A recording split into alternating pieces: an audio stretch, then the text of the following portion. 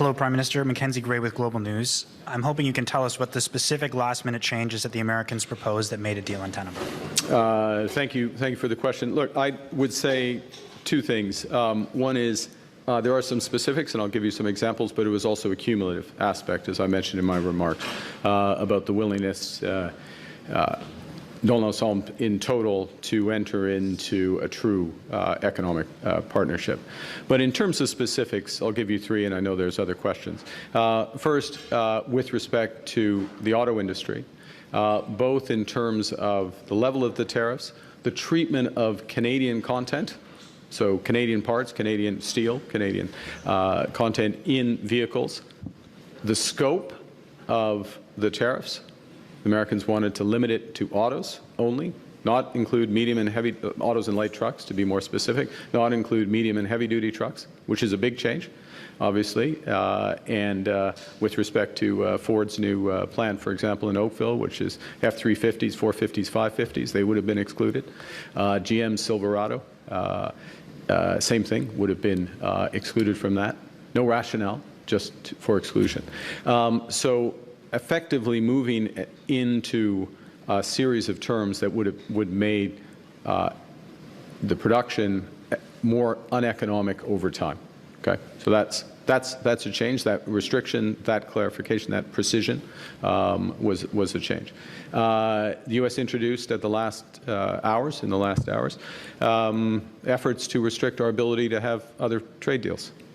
You heard me say a moment ago what we've accomplished in the last year, 20 new deals, economic and security partnerships, the prospect of doubling our market access because we believe in free trade. We're the partner of choice in many respects for countries around the world, and the Americans wanted to restrict that. They had language that they wanted to restrict that. Unacceptable. And I'll give you a third, et peut-être on peut discuter plus en français. Continual efforts, always resisted, as I said in my remarks, and always will be resisted, efforts to restrict our protections of our language, our culture, and in effect, our sovereignty. So elements coming in, ramping up, any of them individually, but collectively put us in a position where what had been on a trajectory, absent those elements, for a fair deal, a good deal for Canadians, not perfect, but a good deal, a deal we would not accept. Follow-up, question suivie. Was Howard Lutnick's involvement in the last days an impediment to getting a deal?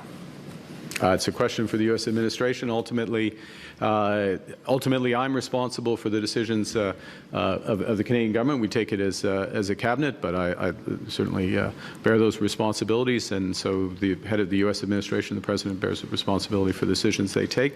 But I will say this, which is that the Canadian team unified the individuals you see here, their team members, our ambassador in Washington, my chief of staff, unified, talking together, the clerk of the Privy Council, everyone in the loop, everyone knows what our objectives are, collective decision making.